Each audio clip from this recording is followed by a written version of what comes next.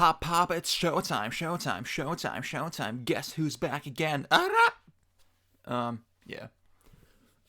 Today I will review Devil May Cry 3. Well, I don't know. I'm calling it a review, I guess. I don't know. I just want to talk about the game. Classic game I've played hundreds of times. Not hundreds of times, but like a lot of times. And like relevant right now. Well, not right now because I'm a month late, but there was a Switch version not that long ago that was released that actually has some interesting new stuff, like the long coveted feature to switch between all of the different styles and all of the different weapons in real time mid-game. I think, see, the reason I'm making this video is like, wow, this like, just the fact that this is here made me like realize new things about DMC3. I'll say that Gaming Grid, he did a similar video to this on his channel. Well, yeah, on his Patreon. But it's not that similar because his was like scripted and had effort put into it. I'm not gonna put effort into this.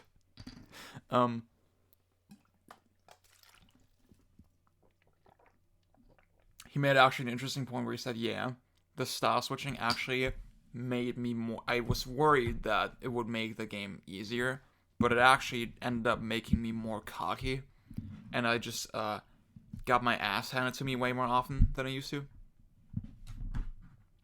And generally, I would still, like, if you're new to this game, if this is your first time playing it, I would still recommend going with the old way, because that's how it was designed, and I think just cycling between all the shit is like a little bit overwhelming.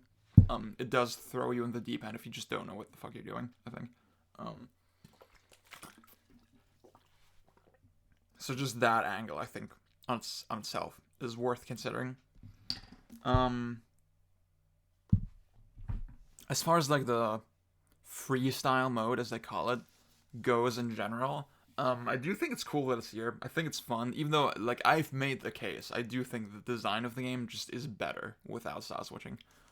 And I still feel that way, to be honest. Like,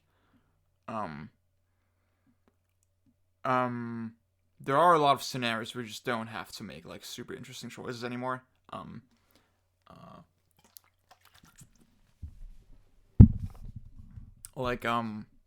There's this thing. So Spiral is like the sniper rifle that you can use, and it has this huge recoil animation, but you can cancel it with basically anything. And the fastest way to cancel is with Royal Guard, obviously. So you can just shoot, Royal Guard, shoot, right? You can do it super fast, and it's basically an exploit. Like, it racks up style points like crazy, and does crazy amounts of damage. It doesn't work in like every situation. It's not the most ideal option in every situation. It doesn't trivialize the whole game. But like, it is an easy option that you can use, and now you have access to it all the time. You don't have to sacrifice anything else. Like, to me, that's like, that was one like the lack of style switching was like a reason why I thought the Spiral exploit was not that bad, because if I go for that, then I have to give up one weapon slot, right? One gun slot. I can't use the shotgun. I can't use Kalina Ann, which arguably are just better guns, right? With more options. I'm basically giving those up for like that just one attack. And then I preferably have to use Royal Guard. You can also you can use Spiral, you can shoot, and then switch to Ebony and Ivory, and then shoot that, and then switch back. That's possible. It's like almost as fast as the Royal Guard method, but it's obviously it requires a little more. It requires many more inputs, I'd say. Yeah. So it's not as elegant. It's not as smooth. So you definitely like you preferably use Royal Guard, and it's like one of the more challenging styles to use. So that's kind of how the balance shook out in the game. And now that's like completely gone, right? You can just, whenever you feel like being lazy, you can just switch to fucking Spiral and then spam it with Royal Guard. But it's not that bad, you know? I still, like, there's still not so many situations where that's actually that viable or even that fun, you know? Um, I definitely do like the sense that I can just switch to a weapon for the one move that I like, and then switch back to something else. Um, because the moveset is so spread out. Um,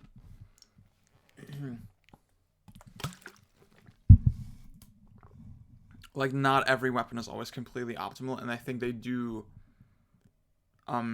They actually, I mean, this is like the most shit that we've ever had in Devil May Cry game, and I do think, similar to Devil May Cry 5, the different weapons complement each other pretty well, actually, and like obviously it makes sense that it was designed that way because originally you still had access to like multiple weapons, right? Not this many at once, so it makes sense that they would complement each other.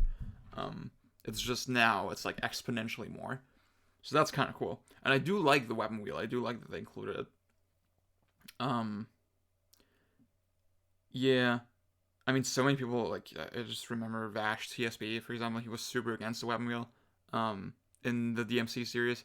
I'm curious what he thinks of this, because I think, like, it's a way to do it, you know? Like, I think the Doom Eternal method, well, obviously, you shouldn't slow the game down. In the case of DMC, I think that's what a lot of people just don't want, right?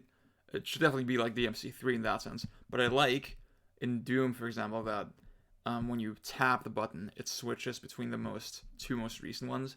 And then if you hold the button, you bring up the wheel. So that might be a good method for DMC, yeah.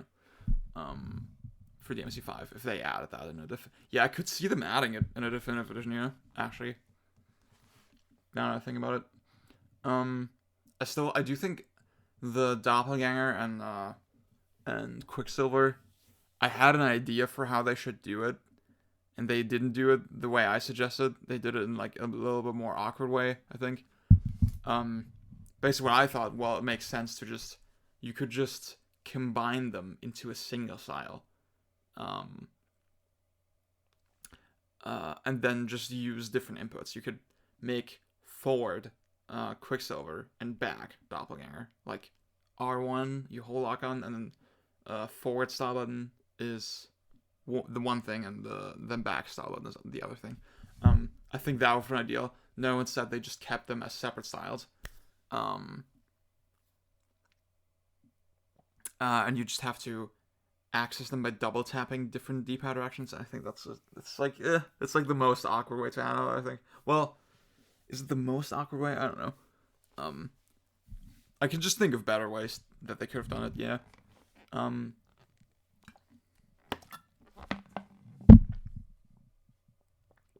So you could have even done it like double tapping the style button just does the action, you know? Like the style switch, like switching to that style is just kind of unnecessary, if you ask me. I actually didn't experiment. Can you activate Quicksilver, for example, and then switch to Trickster? Is that possible? And then Quicksilver stays active? I wonder if that's possible.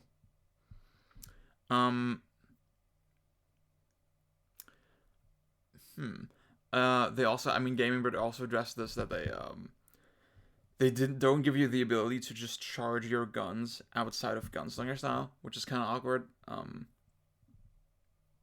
Like, to me, I mean, his argument was like, well, I mean, they kind of still respect the way it originally worked. What I say is like, well, it's like freestyle mode, you know, it's a different mode. So I think there is like, you have some allowances to kind of mess with the rules of the game a little bit, because you're already messing with the rules, right? So you might as well just mess everything up, you know? So that's all cool. I also had this slight hint, maybe for this port, to accommodate the style switching and the weapon switching and all that stuff, maybe they reworked the input system a little bit as well, because like my inputs feel a little bit cleaner in this version than they do on the other versions of the game. I feel like in DMC3, even on PS2, like on PS2 less than the other HD ports for sure, but like I always felt that my inputs used to like get eaten sometimes. I could definitely feel my inputs being eaten. every now and then. I actually have the same problem with DMC1 for sure. Yeah. And then from DMC4 onward, it was less of an issue. But I'm not even exactly sure what it is. I think it's maybe just the recovery timings and like when sort of the game permits canceling the recovery and stuff like that. I think it's that kind of shit. And maybe they tweaked some of that stuff, and that's why it feels like a little bit more responsive on the Switch. It's still like as an HD port, I think they redid some of the fonts as well, which is okay. But most of the presentation is still pretty sloppy. Menus are still pretty ugly and like low res. I've talked about like the graphics overhaul in like my Remix video, like the textures. It's just fucking. It's just some fucking Photoshop filter that like oversaturates the textures and like smears the pixels a little bit so that you don't see it as much. But I don't know. It's definitely not gonna look as good as if you just played it on the PS2 with like a nice component cable or a scaler or on a CRT, you know. So yeah, on that level, like I would still like that's the thing. The game is just visually so much worse still than the PS2 version that I would still recommend the PS2 version over the Switch version, I think, you know? But it's not bad.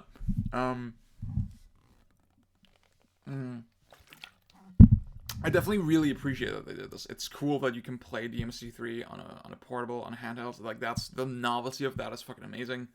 Like, I think the price seems like in this. I bought DMC1 on the Switch, even though I think €20 is like kind of overpriced considering they released they put all 3 games in a bundle for $30 on the other consoles. In that sense, yes, it's overpriced, but in the sense of, are those like great fucking games that are just worth like $100 each? Yes, they are. So I didn't mind spending 20 on DMC1, and like with considering the fact that they added so much shit to DMC3 and actually like reworked the game like pretty significantly, and like added co-op and stuff. Like what, dude? Like that's crazy.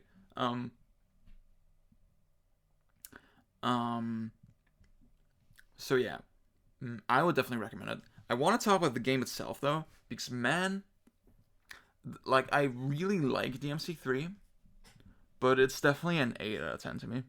The more I think about it, and like not a strong 8. It's like a decent 8. It's a light to decent 8, as Fantano would say it. Because fuck man, like see, and the reason I'm doing it, see, I kept a lot of my thoughts after this playthrough to myself until I made this video, because I don't want to fucking post on Twitter, because I know people are just gonna be fucking idiots about it. You know, people are just not gonna be rational, not gonna listen to your points. They're not gonna accept your arguments. They're not gonna present counter arguments. They're just gonna be like, DMC3 is Kino, blah, 4chan meme, it's the best game. Don't at me. Stop posting. Bayonetta sucks. Like, I don't know how many times, like, I've complained about DMC3's enemy design in the past, right? Sorry, I need to put a lip balm on my lips because my lips are fucking sore. I've complained about DMC3's enemy design in the past, and the responses I would get is like just screenshots or like just images of enemies from games that I like that aren't that good, you know, like the fucking flying boat thing in Bayonetta. What the fuck was his name? I used to remember the name. I don't know. But like, yeah, it's just like this flying boat thing you to jump on, you to hit it. People say, that's a shitty enemy, dude. Like, as if that diffuses my argument. Diffuses? No. Diffusing argument is something else.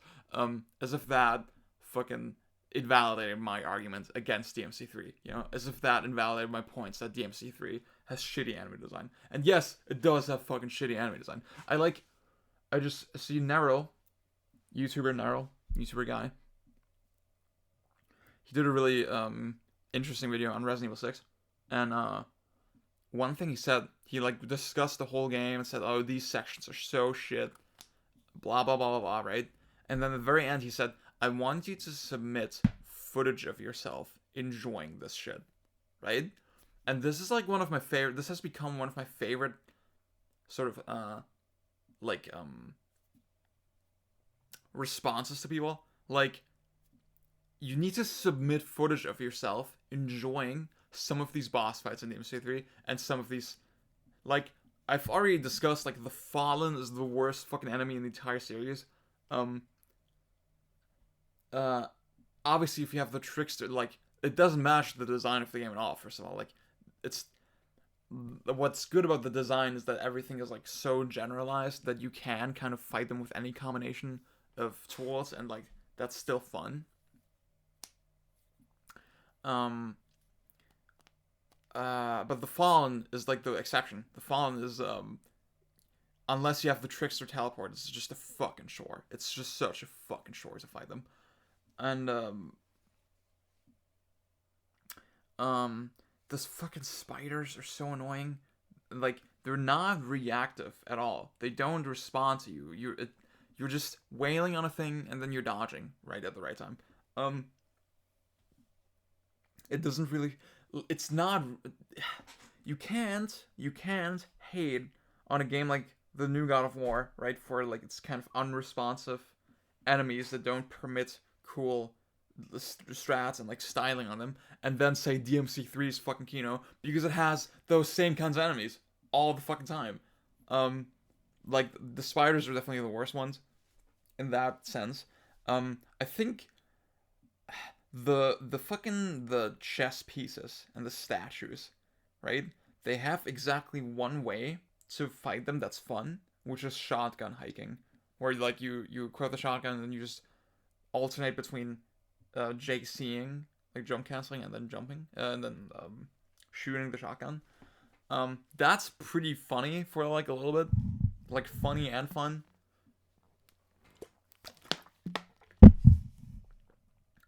Like, it's just satisfying to do, like, that in this, like, sort of rapid succession. But again, they don't respond to you. You can't do anything with them. It doesn't feel like a fight. It feels like I wail on I style on the health bar of this enemy, and then at some point I need to dodge. You know? And a lot of the bosses are like this too. The thing that I realized is, wow, actually, I always had this image in my mind. So the last time I replayed the DMC3 was before DMC5. And, like, it was I had a pretty good time with it. I was like, damn, there's so many bosses in this game. This game flows really well, blah, blah, blah. I still feel that way, kind of. But now I'm realizing, hey, this game has a lot of bosses, a lot of unique bosses compared to other action games. But most of them are fucking shit. Most of them are so bad. Like, how is Cerberus a fun fight? Like, okay, so I know Itsuno, his explanation was he wanted to sort of teach you to alternate between the guns and the sword, right? You need to hack away at his feet with the sword, or, like, at his heads when they're down. And to bring the heads down, and to, like, bring the armor down and stuff, you need to use the guns. I get the game design of that, but, like, I think about DMC1, and, like, it accomplished the exact same thing, but way fucking better, with a fight that actually feels dynamic. You're using the entire arena, like, you're actually moving around, the boss moves around, the boss uses really varied attacks that you can actually do things with, you can deflect the projectiles, there's so much more fucking depth. Like, it's like, the thing is, depth is not just the amount of things that you can do. You also need to be able to do shit with the enemies, you know? And even though DMC3 has so many fucking moves, so many more moves than DMC1, like, this one fight, for example, Um, the fucking the comparing the first boss fights in DMC3 versus DMC1. I'm sorry, I need to get chewing gum. Because my mouth feels gross, even though I brushed my teeth. Don't tell me I didn't brush my teeth. No, I did. So you compare the first boss fights in both DMC3 and DMC1. The one in DMC1 is so much better, has so much more depth. No one can tell me that it doesn't have more depth. No one can tell me that Cerberus is a better boss than Phantom. And, like, you can give DMC1 flack for repeating its boss fights, but the boss fights are so much fucking better than 3's, is the thing. So it's fine that they repeat them, honestly. I'd rather fight the same good boss 3 times than fight 5 shitty bosses to get to one good one. And, like, now I realized, wow, the only boss that okay, so I always used to dread the Nevin fight. I think the Nevin fight is super boring. It feels very prolonged. It feels, she's always running away from you. Like, you have so few windows to attack her, and when you're attacking her, you are wailing on a health bar. You're just styling on a health bar. You're not doing anything with her. It doesn't feel dynamic. Whereas, like, fuck, man, like, I think about a boss, like, the bosses in DMC1 are so huge, and, like, you would think they wouldn't be interactive. They feel like set pieces, but no, there's, like, so many different ways to attack them, and they feel, it's actually kind of incredible. Like, Bayonetta 1, for example, has huge bosses like that, and they feel like set pieces. Like, Bayonetta 1, not as obnoxious as DMC3, but I do think the bosses in Bayonetta 1 are a little bit underwhelming. Because they,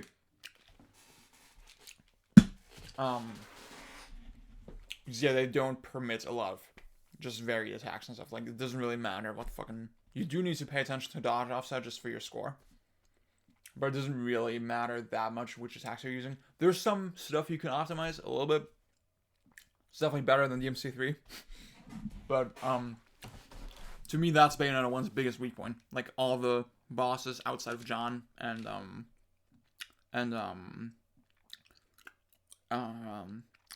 Balder, yeah. Whereas now I think about DMC1, man, like, the way you use air raid, and the way you can use your guns, and charging your guns and all this shit, like, it's simple, but it's really effective, and, like, there's interesting choices. And I think about DMC3, and it's like, man, there's a fucking boss that's just a worm, and it goes through these tunnels, and you can only hit it when it's outside the tunnel, and you jump on it, and then you just wail on it. And the only sort of source of depth is, like, yeah, Cerberus, like, does a little bit more damage than the other weapons. That, yeah, I think is what I found. Garion, dude, what a shit fight. Again, same exact thing. Runs away from you, and then you have one short window. Like, you can, like, jump on the carriage, and that's carriage. And that's kind of cool and cinematic. I think that's really fun. But generally, just him running away from you is so not fun and so obnoxious. Why do all the bosses run away from you?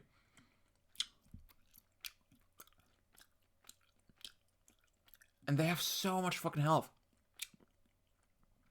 Like, it feels like there's no effective ways to stay aggressive and, like, do a lot of damage. That's the thing. Like, DMC1, and yeah, that's why Bayonetta and DMC, that, like, I'm figuring out now why DMC1 and Bayonetta are better. It's not just that it's not even, the reason DMC3's bosses are bad is not just because they don't respond to you, it's also because they don't let you attack so much of the fight, for so much of the fight. In Bayonetta 1 and DMC1, you never have to stop being aggressive, honestly. That's, like, kind of nuts to think about. Just how good the design is of those games. Even though, again, see, even then, I still find Bayonetta 1's bosses, like, slightly underwhelming. But not as fucking obnoxious as the one in DMC3.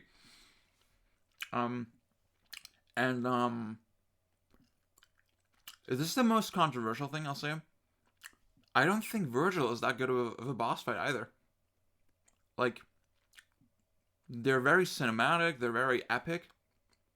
But, like, as fights, like, now that we have DMC5, I think that's why I'm realizing that I don't like the virtual fights, because now I can compare it to DMC5 and just how much cooler that virtual fight is. That you can actually do shit with him, and that he attacks so quickly and in such rapid succession that there's now no downtime in the fight. And that's the thing. Whenever you get a hit, he's super aggressive, right? But whenever you get a hit in with Five's Virgil, you actually get to do shit for a little bit. Whereas with 3, there's very clear periods. Okay, now he just won't let you do shit. Like, you need to wait for a chance to attack.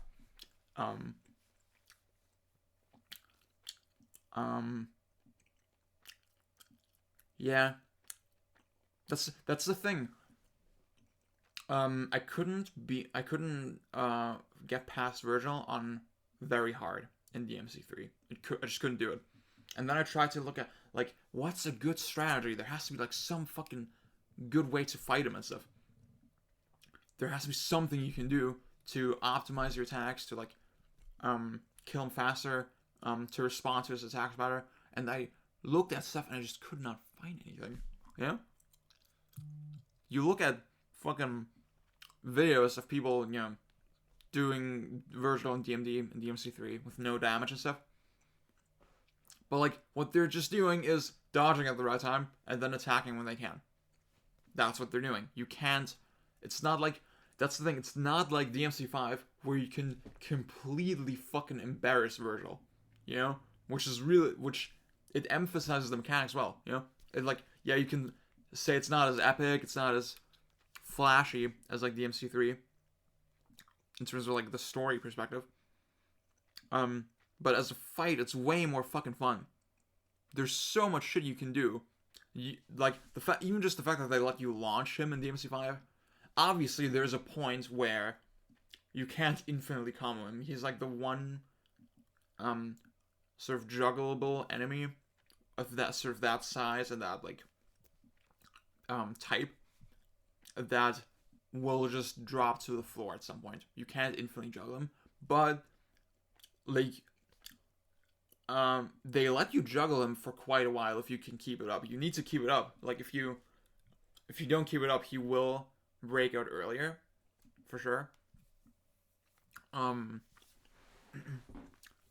But that's what makes the fight fun. Like, when you find a window, you actually need to put some effort in to get the most out of it. It's not like DMC3 where you have the window and then it doesn't fucking matter what you do, because the time, like the time where he will stop being permissible to attack, is so fixed.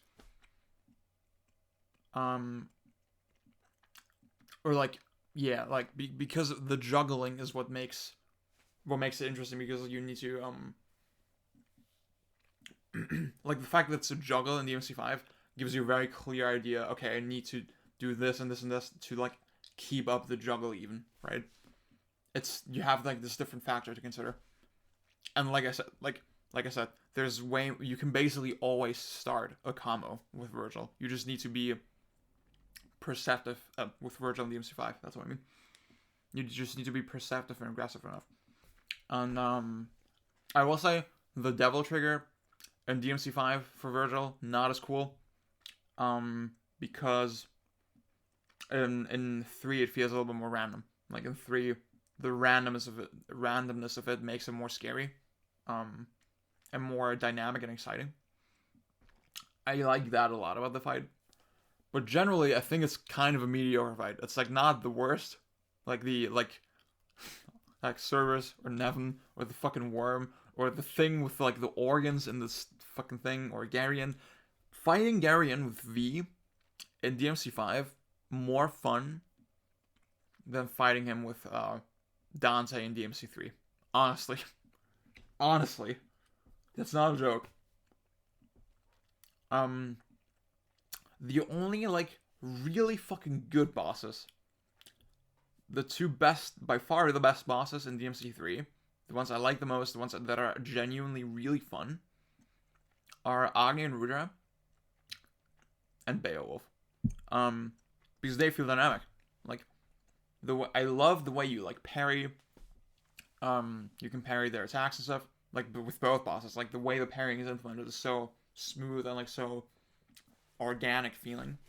And like there's really that's the thing. Even when Beowulf goes all the way in the back, you can do shit with him. Um, and you can actually do significant damage. And like because they're kind of big and like they move around a lot, but they're also big and like you jump cancel and stuff. It emphasizes the mechanics really well. I think. Oh yeah. See. I also. I've always been like a little bit critical of just the enemy variety in DMC3 generally, because like clearly the most fleshed out enemy is like the hell. Well, yeah, you have the Hyenas, right? Which are I think those are like the basic black ones. But then there's like white and gray variations, and then there's always obviously the sort of what the fuck are they called? The like these like cat-like creatures with like the blood red and white shit going on with the scythes. Those are all really fun to fight, but they're basically the same enemy. You know, they're all the same enemy. It's just the last one that I mentioned. They just combine all the aspects of the previous forms, whereas the other forms they have like things sort of mutually exclusive to them. Like they each just have like one move. And then they appear in crowds, and that makes them like kind of different. Whereas with the last ones, it's just a single type, but they have all the moves, and that makes it the most challenging. And like those are really fun to fight, but that's like the only enemy in the game basically. Yeah. And I think like that's the thing. You have the spiders and the statues and the fallen and the explodey things, the wispy like red ghost things that turn to stone when you hit them. You have all these enemies that feel like super like just throwaway, or like obnoxious. Man, yeah, you think about Bayonetta and just fuck, dude. Like it just cannot hold a candle to Bayonetta's enemy design. And how that's the thing, Bayonetta has a similar thing where the you have this base enemy, is it the applause? Yeah, the first one is the applaud. Then you have the wait. There's an ardor. I don't know if it's the armored one or the one in between. But basically, there's like 3 variations, and they get like progressively more difficult, I'd say.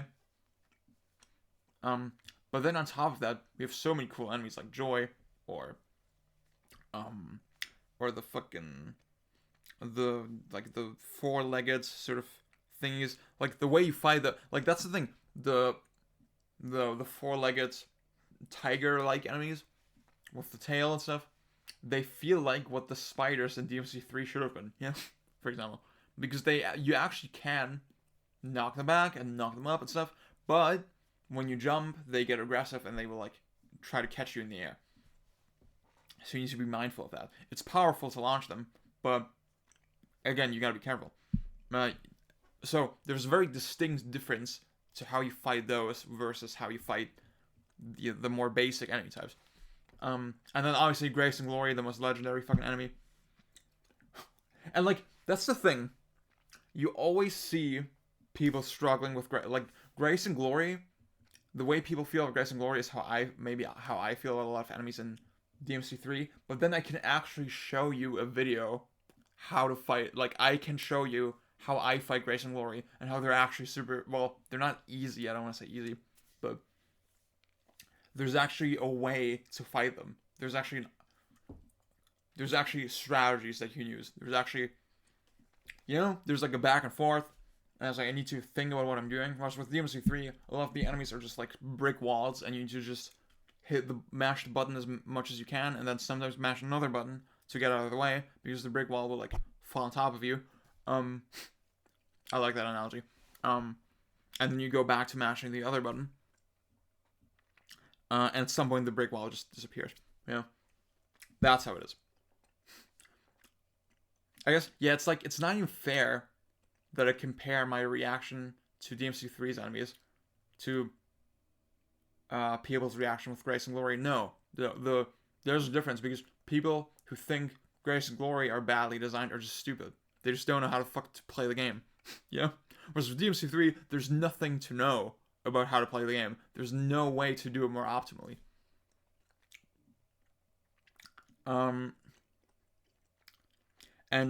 Yeah, I wanted to make this point. Honestly, I think just because of the whole way DMC3 kind of works, because like it has so many weapons and stuff, but you can't actually use all of them at once. I think maybe that's also why they generalized some of the enemy design. You know, they have these like that. I think that's why they repeat the same kind of basic idea for an enemy 4 times, because they just make sense with every weapon combination. You know, it like doesn't matter what you have. They're always kind of fun to fight, and that's why every other enemy type falls apart so hard, because they deviate too much from like what from Dante's basic moveset.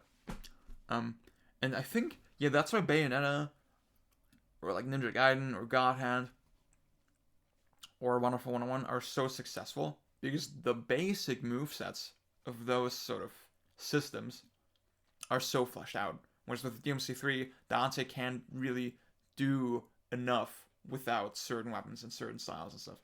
He's like so reliant on having different things. And like that's why Nero is the most fun DMC character.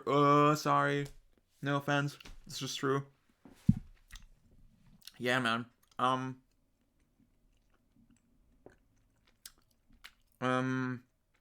still think the story of DMC3 is super fucking emotional and super well executed, and like the whole message of it and the point of it is like it's perfect. Like the way they execute all of the beats is perfect. It is a really fun game with really fun experimental mechanics. I think all that is great. But yeah, I think people just accept this idea that it's like a legendary, and they don't want you to look at it critically at all, you know? And I think people who can't accept that I like Bayonetta more, for example, they just don't get it. They just have not thought about it enough. Yeah? Other than on the super basic level. And I think most people who say DMC3 is like their favorite fucking game are fucking fronting. I'm telling you. It's fucking true. Like, I know they have not thought about any of the shit that I just said. And that's why I made this point at the start. I want people to submit footage of themselves enjoying these boss fights. Enjoying all this shit. Man, DMC4, I mean, copies some enemy designs from DMC1. But with good reason, because they're good enemy designs. And, that game just has better bosses. You know, that game has better enemy design, that game has better bosses. Honestly. Like, that, yeah, Burial, like, yes, still doesn't react to you that much, but you can actually be on the constant offense. Like, even with Echidna, same thing. Even though she runs away sometimes, it's, like, not that bad. I think the fucking frog guy is probably the most annoying one. And, like, I guess the Savior's fucking shit. The Savior's garbage. And, the Pope is not, like, the most fun. He's, like, okay. Because, like, the way you can use Snatch is kind of fun. And then the big bug guy with a ponytail, he's, like, fine. DMC4 does not have amazing bosses either. Honestly, like, yeah, 5 is so clearly Itsuno's best DMC. Like, it's so obvious that it's, like, the best one. Fuck, man. Also, I need to check the audio after this. Oh my god, because I was, like, pretty far away from the mic the whole time. And, like, I was just looking everywhere in my room. I was just going off. on this fucking round. You know, I couldn't concentrate. So you can see the audio waves are like way higher right now. Wow. Now that I'm speaking straight into the mic. That would be a shame if I had to redo all this shit. Well, I'm probably not going to. I'm just gonna release it like this. Because I'm an asshole. I mean, yeah, if you're not convinced that I'm an asshole after this whole round, then I don't know what to tell you. Support me on page. Bye-bye.